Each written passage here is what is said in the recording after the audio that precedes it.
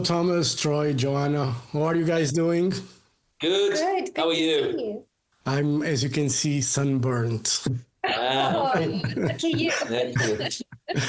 It's not a tan, it's sunburnt. 3 days in a Oh, festival with this heat like almost 40 degrees. I got Uh, this. oh, I'm sorry. It's okay. It's like, I think Troy knows the expression farmer's tan. That's what I have. No, Any- Anyway, let's talk about Candles and the Beginnings, the third album from Auri. When did you guys start working on the songs for the album? well, it's really a gradual thing. I mean, you started one song when you were 19 already. One song title came to me in Edinburgh in 2018. So we're constantly making new music, aren't we? we are. It's a constant journey in progress that's going on in our minds. Very good. And is it team-wise what Ori goes for lyrics and to create a musical environment, so to say?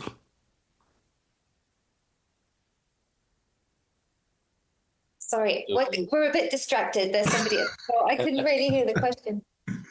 Sorry. So your question was, what About does lyrically and musically, if you guys have like a theme that you prefer to explore, or it's just whatever inspires you, going to a pub, seeing a nice hill that that's inspires you. Thank you. I think we aim to discover magic in everyday life. Those mundane moments that you encounter. It could be a pub, it could be a wonderful conversation that you had with a friend, or one song came to me at a gas station, and as I was filling up my car, the droning, the hum of the sound of the fuel going into the tank of my car. On top of that, just a melody emerged. So it could be anywhere. Music is everywhere for us. Yeah, and Troy, there is a song, Blakey Ridge, and I think it's a special place for you guys. That's what the press says, one of the group's most beloved places. Tell me a bit the story about it.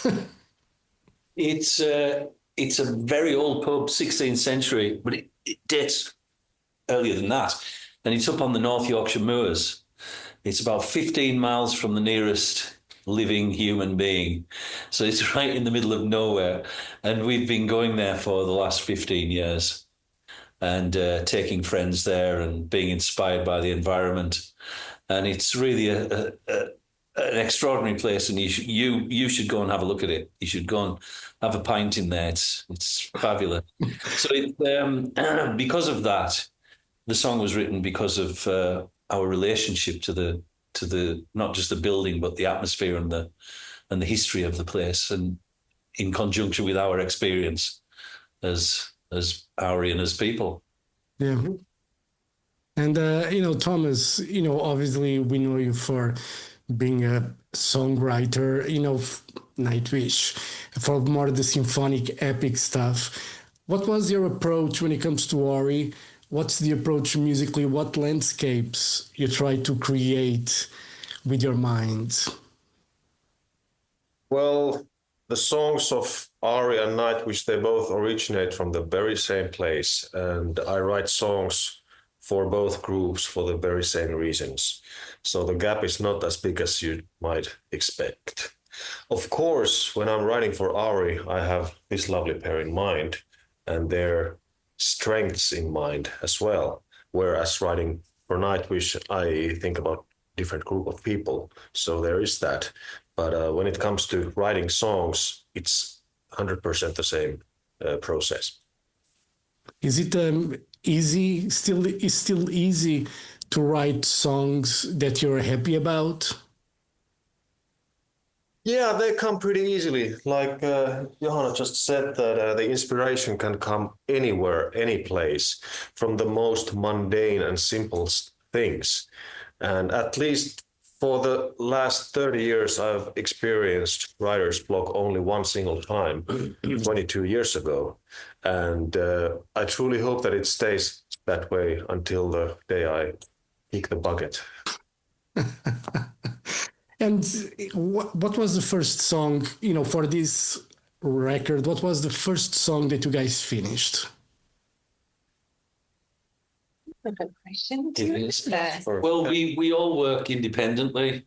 We each write songs in solitude, really, and then give the songs to our friends to work with.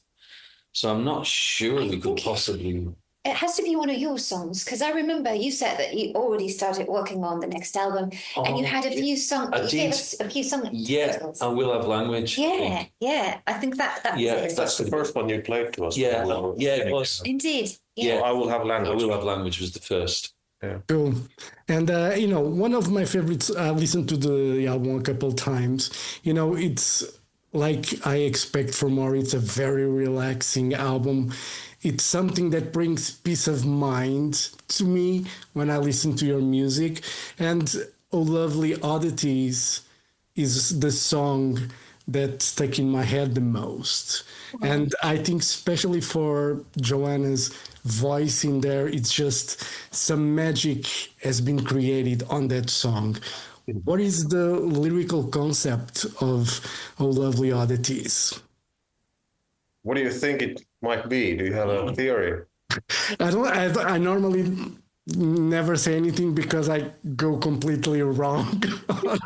There is no wrong or right. Yeah, there isn't. Yeah. No, that's what we Not love. with Auri. Yeah, absolutely. It's wonderful that it's like a window or a mirror that you can look at each song, and you can reflect your life and your life experiences and emotions on it. And there's no wrong or right answers, really. Exactly. We don't like to talk about the lyrics and the meanings behind them because it's kind of like telling the plot of a book or a movie in advance before you can see it. Yeah. So where's the fun in that? There's the fun in that. So make your own discovery. I mean, even the Auri songs, they can mean something else to me or to Johanna or Troy. So there's even that. Yeah. And, when obviously that's the magic of music, because we are all in different places when we listen to the songs, and we probably get attached more to a song than the other because of the time we're living in that moment that we're listening. Do you guys feel the same when you listen to other artists that, they probably heard the meaning of a certain song, and when you listen to it, it meant something completely different to you? I'm sure the way that we listen to music evolves as we evolve, It applies especially to films. I've found that I've watched a film in one moment in time and it didn't really catch my attention or resonate with me. And then later on, maybe a decade later, I see it again. And oh my goodness, I've got chills and I'm moved to tears. And it's just, we evolve, and so do the experiences that we have with the art amongst us. Works with movies, works with music. I mean, there's some stuff that I really loved when I was a teenager, some new age music. And when I go back to it now, it's like, how did I ever enjoy this? Or movies, like a few years ago, remember, we watched the film called The Omen from 1976, which I thought was the scariest thing ever made. And now it's just... It's funny. It's really funny. It can always also change that way around, can it not? It is. You lose the appeal over time. And with music, for me, all of my favorite music that I return to is non-thematic. There's no theme to it. There's no explicit subject matter. Almost all of the music that I love, mainly symphonic music, that is, it's called Symphony Number 2, not Symphony Number 3. That's my favorite kind of thing. Or even my favorite albums from the 70s when I was a kid, like Mike Oldfield's Omadhawn. That's all there is to it. There's nothing else. You make up your own mind. Tubular Bells. What is that? What is it? And, almost all of my favorite music doesn't lead you down a particular path with a certain conclusion. It allows your imagination to run riot, as it were. Cool. And, obviously, you write music for yourselves, first and foremost. And if people enjoy it, that's great. But the music you make, first and foremost, is for you guys. What's the message you want to convey with the Auri music? Lovely question. I think self-discovery is the word that comes to my mind. Yeah. Yes. And a reminder of the fact that there's still mystery left in the world. And beauty in the world as well. Mystery, beauty, and self-discovery. Yeah. And what I normally say is just stop watching TV, get in your car and just travel, through country roads. You'll find the most beautiful places. That's right. And hopefully there are rumors that listening to Auri music actually dissolves your iPhone charger. It becomes like liquid and you can't charge your phone. You better do it. Oh, that's brilliant. And with the album coming out soon enough, you guys are going finally on a proper tour in August, and next year you guys are going to do festivals as well. What will fans expect from the live shows? Obviously, it's going to be like a more intimate kind of a show because that's what this kind of music asks for. So what will fans expect from the Auri live experience?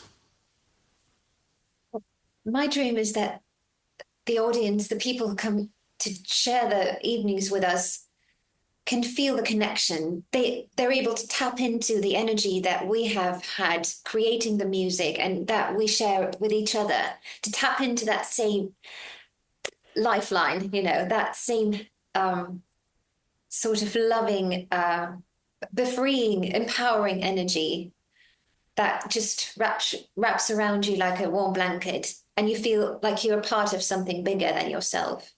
That's magical and mesmerizing and stops you at your tracks and makes you just completely present together. Exactly. And a dream come true would be that when people leave the show, they realize that they haven't touched their phone once. Yeah. Oh, Yeah. Time just vanished. Yeah. I didn't miss my phone. Yeah. And they might make contact with the power of being quiet as well, which is a wonderful proposition. You're saying that it kind of reminds me when I go to shows normally, and there's always people talking, always.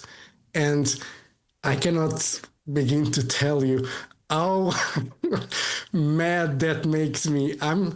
Even if the music is loud, like in a small 300 capacity club, people still talk.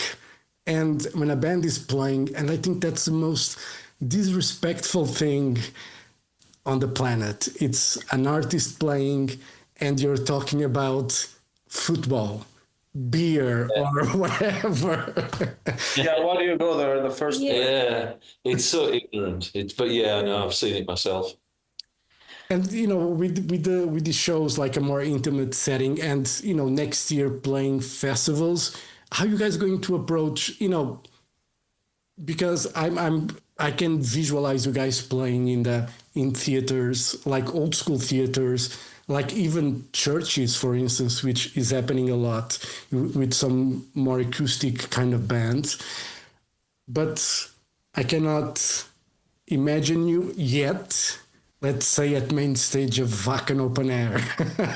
That's good that you can't imagine that. Yeah. Yeah, we can't imagine that either. No, we can't. But but you're going to do festivals next year. So how the live show is going to change to match a completely different environment? I don't think so. No, we just need to select the festivals that we're gonna do. Yeah. It's not gonna be a metal or a rock festival. No. Yeah, something completely different, and maybe in a tent or a smaller side stage or something like that. Somewhere in the woods with or a nice outdoor stage overlooking the sea, or overlooking the mountains. something like that. There is actually a touring festival called WOMAD, which was set up by Peter Gabriel in the early 80s, and that travels around the world, and that's perfect for Auri. So fingers crossed we could do some of those. It's all world music. You know, you get 1 minute it's a strange Cayley band from the north of Scotland, and then you've got a Nepalese nose flute player next, and then you've got an accordion band from France. You know, and there's just everything goes. But it would work great for Auri. Yeah. I'd love to go. We have some kind of more those kind of festivals here in Portugal as well. So maybe we can hook you guys up for one of those here. We have some nice different, even some rock ones that are in the middle of the woods and in the middle of a mountain, but there are others that more eclectic that would fit you guys perfectly. I did a beautiful festival just outside of Lisbon some years ago, and it was fabulous, and it was a big folk music festival. Yeah. But it had lots of rock bands on as well. It was like everything, and it was really good. So yeah, that kind of thing. Yeah, that's cool. And obviously, you know, probably too early to talk about new music, but since you guys said you're writing all the time, any ideas yet for a follow-up record? At least we've been discussing where to mix it. Yeah, Portugal came up. Yeah. We love to have adventures and mix things up a bit with every album. So definitely. Very good. And hopefully we can see you guys in Portugal. As I said, we have some, you know, cool festivals here. Maybe we can bring you guys here. So for you, like Troy and Thomas, because you guys have been, you know, obviously more heavy touring, you know, with Nightwish throughout the years. After next year, or let's say beginning of 2026, what are your plans? Just working with Auri, or there's other projects that you guys want to work on musically? Don't really know. I mean, No, not really. We're so completely immersed in Auri world at the moment with Auri 3. I don't think we'd really give it that much thought. It's too far into the distance for us. There's so much to think about with this. I mean, I can see Auri 4 and Nightwish 11 coming in the upcoming years. Yeah. In which order, which year, I have no idea. We don't know that. But both will happen. They will. Yeah. Is it still important, you know, for you as artists to make an album to be able to play live? I mean, it's in an age where, you know, the music is consumed very differently, obviously. Is it still important to make new music in a way for you two guys to play live, or you would feel confidence you could play anything from the past and keep going without making new music? Do you guys see not making new music? No, that's not going to happen. It's just not possible. If you're as in love with music as we are, you can't forsake it. You can't forget about it. It's just always there. It's just to the degree that you access it, really. You know, it's because it's difficult, because it's all consuming. We were talking about this earlier. Sometimes it's difficult to sleep, you know, with the music going on in your head all night, and you're wandering around in your underpants crying, and your wife's saying, "Come back to bed." Stuff like that. I don't want to get too personal, but but that kind of thing, you know, it's something that doesn't ever leave us. We just have to control it. That's all. But the live aspect is really important to us, because we've always wanted to do it, but we just haven't had the chance. Yeah, and nothing really compares to the connection that can be formed through music in a live space together with people. There's nothing like it. Luckily, no AI can, you know, replicate that. And it's particularly splendid for me and Tuomas, because we've done a lot of big shows for the last 1,000 years, whatever it is, but we've done a lot of big shows, and now we're going into an area where you can actually, you're so close to the audience, you can see the colour of their teeth. I don't know if that's a good thing.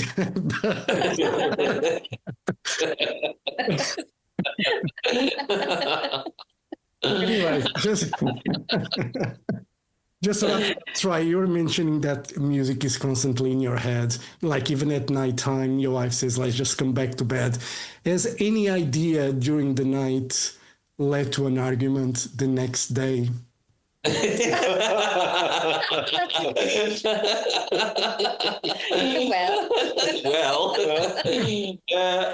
No, it hasn't. Luckily for me, my wife is very understanding. You know, she's never hit me over the head with a frying pan, anything like that.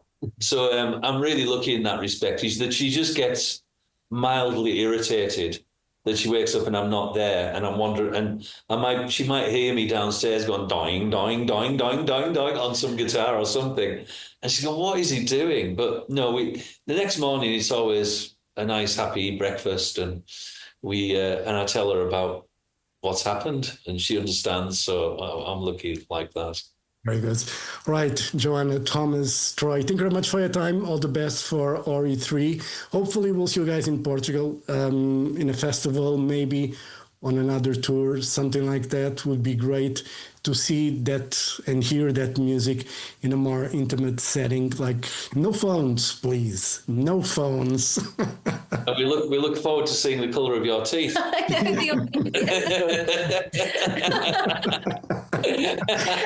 Thank you. Wonderful It's been wonderful to speak to you. Great man. Yeah, Great man. And we'll see you in Portugal or somewhere else. Yes. All right. Thank you very much. Have a great day. See you soon, guys. Brilliant. Thank you. Thank you. Bye-bye. Bye.